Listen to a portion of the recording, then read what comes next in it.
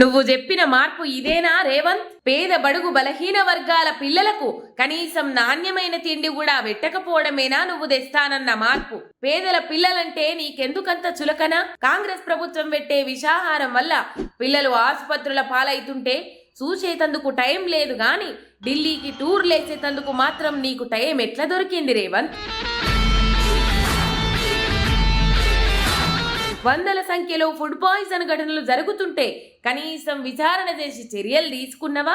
చర్యలు తీసుకోకపోగా కురుకురేలు తిని పిల్లలు అనారోగ్యం పాలైందని చెప్పించి సమస్యను తప్పుదో పట్టిస్తావా? ఎంత దౌర్భాగ్యం!